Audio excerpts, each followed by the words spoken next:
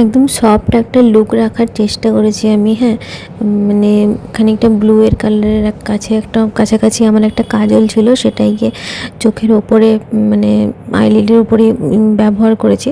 আর দেখো একদমই সিম্পল মানে লুক রেখেছি, খালি লিপস্টিকটা একটু ডার্ক করেছি পিঙ্কের মধ্যে, একটু লাইন আপ করেছি। তার উপরে পিঙ্কের মধ্যে মিক্সড ছিল, যেহেতু ব্লু কালারের শাড়ি পরেছি পিঙ্কটা যাবে সেজন্য করেছি। আর টুকটুক করে যেমনভাবে আমি রেডি হই তেমনভাবেই রেডি হচ্ছি। তোমরা জানিও কেমন লাগলো ভিডিওটা, আর যদি ভালো লাগে পাশে থেকো। সারাদিনের টুকিটাকি এই কাজগুলো সেরে একটা বিয়েবাড়ির নেমন্তন্ন পেয়েছিলাম জানো তো, সেই জন্য আমি রেডি হচ্ছিলাম আর ভাবলাম সেটাই তোমাদের সাথে শেয়ার করি। আর এটার জন্য আমি পরেছিলাম এই ব্লু কালারের একটা, মানে ব্লু না, মানে খানিকটা ওই ব্লুয়ের কাছাকাছির মতো একটা কালারের শাড়ি। আর যা গরম, এই গরমের মধ্যে যত হালকা শাড়ি পরা যায় ততই ভালো লাগে আর কি। তো সেই জন্য আমি এই কালারের শাড়িটা চুজ করেছিলাম। আর দেখো এরকমভাবে আমি চুল বাঁধার আজকে একটু চেষ্টা করেছি, মানে একটু মেসি বান ক্রিয়েট করার চেষ্টা করেছি। জানি না কতটা কি হয়েছে, তোমরা জানিও কেমন হয়েছে। আর চলো রেডি হওয়া যাক। আর মানে মেকআপের আগে সবসময় আমি স্কিন কেয়ার করা পছন্দ করি, তোমরা জানো। তো স্কিন কেয়ারও করে নিয়েছি টুকটাক করে। আর এবারে রেডি হওয়া যাক। আর যা গরম, সত্যি বলছি এই গরমের মধ্যে আমার বিয়েবাড়ি যাওয়ার একদমই ইচ্ছে ছিল না, কিন্তু একদমই যেহেতু পাশের বাড়িতে বিয়ে হচ্ছে, যেহেতু না গেলেই নয়, সেই জন্যই আমরা গিয়েছিলাম আর কি। আর চলো বিয়েবাড়িতে ফটো তো তোমরা দেখেইছো আমি আপলোড করেছি।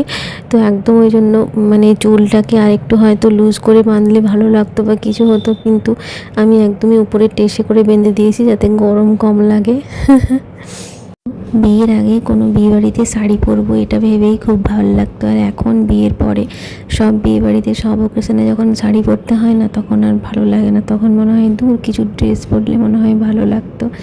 হ্যাঁ, মানে কী করব, সময় বদলায়, মানুষের পরিস্থিতি বদলায়, সব কিছুই চেঞ্জ হয়। সেটাই আজকে তুমি যে পজিশনে আছো সেটাকেই এনজয় করার চেষ্টা করো, মানে সেটাকেই মানে সেটাতেই ভালোবাসার চেষ্টা করো। হয়তো কালকে তুমি এটা পাবে না।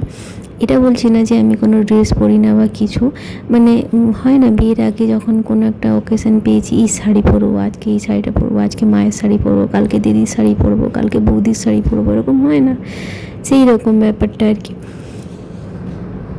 তো সবথেকে খুশির খবর কি, কালকে আমি বিয়ে বাড়ি গেছি, হঠাৎ একজন এসে বলছে, জানো আমি না তোমার ভিডিও দেখি, আমি এখানেই থাকি, তোমাদের পাড়াতেই, তুমি আমাকে চিনবে না, কিন্তু আমি তোমার ভিডিও দেখি। আমিও তোমাকে চিনতাম না, তোমার ভিডিও আমার সামনে আসে তখনই আমি দেখি, আর আমার খুব ভালো লাগে তুমি যে ব্যাপারটাকে এনজয় করে করে ভিডিও করো, সব কিছু আমাদের সাথে শেয়ার করো। সত্যি বলছি মনটা এত খুশি হয়ে গেল না, মানে বিয়েবাড়ি যাওয়ার একটা আলাদাই মজা চলে এলো। মানে আমার সারাদিনের টুকিটাকি কাজকর্ম যেগুলোই তোমাদের সাথে শেয়ার করি, সেগুলো তোমাদের যে সত্যি এত ভালো লাগে, আমার সত্যি তখন আমি নিজেকে মানে এত ব্লেস মনে করি যে সত্যি না, আমি যেটুকু করছি, যেটুকুই তোমাদের সাথে শেয়ার করছি সেটুকুই তোমাদের ভালো লাগে। এইটা ভেবে আমার খুবই ভালো লাগলো কালকে। জানো তো যখন শরীর ভালো থাকে না, তখন মনে হয় যে না আজকে আর ভিডিও দেবো না, আজকে এখানেই স্কিপ করে যাই, আজকে আর ভয়েস ওভার দিতে পারছি না, থাক আজকে আর এডিট করা হলো না, আজকে আর পোস্ট করব না। কিন্তু তারপরে সারাদিনের পরে তোমাদের সাথে যখন দেখা হয়, আমার ভিউয়ার্সদের সাথে যখন দেখা হয়, তোমরা যখন বলো দিদি তোমার ভিডিও খুব ভালো লাগে, আমরা দেখে খুব ভালো মানে এনজয় করি ভিডিওটা, হ্যাঁ তুমি প্লিজ রোজ ভিডিও দিও, আমার খুব ভালো লাগে, আর তুমি এভাবেই হাসি খুশি থেকো। সত্যি বলছি তখন এত ভালো লাগে, তখন মনে হয় যে দিনে হয়তো 10টা করে ভিডিও দিলে তোমাদের সাথে আরও বেশি ভালো হতো, তোমাদের সাথে আরও বেশি ইন্টারাক্ট করতে পারতাম আমি। তো যাই হোক, কিছুদিন আগে তোমাদের কাউকেই চিনতাম না, দেখো এখন হয়তো তোমরাই আমাকে এসে বলছো দিদি আমি তোমার ভিডিও দেখি, খুবই ভালো লাগে। সত্যি বলছি এটা যে কত বড় পাওয়া এটা যে কন্টেন্ট ক্রিয়েটারের কাছে, মানে তোমরা বুঝতে পারবে না। হ্যাঁ, তোমরা সত্যি বলছি এভাবেই যদি আমার পাশে থেকো না, আমার আর কিচ্ছু চাই না, আমার কিচ্ছু লাগবে না, তোমরা এভাবেই আমার ভিডিও দেখে আমাকে ভালোবেসে যাও, আর কিছু চাই না।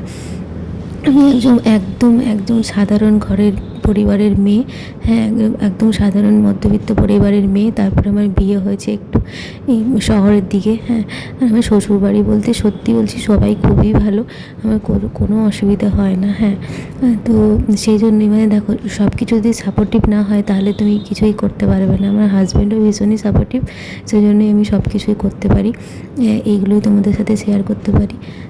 এই আর কি, আজকে কত কথা তোমাদের সাথে বলে দিলাম। একটু রেডি হতে হতে দেখো দেখো। আর সত্যি বলছি, চোখের ওপরে আবার যা কালো হয়ে গেছে না, এই কালোটাকে ঢাকার জন্য এই আইশ্যাডোটাই একমাত্র সম্বল আমার কাছে।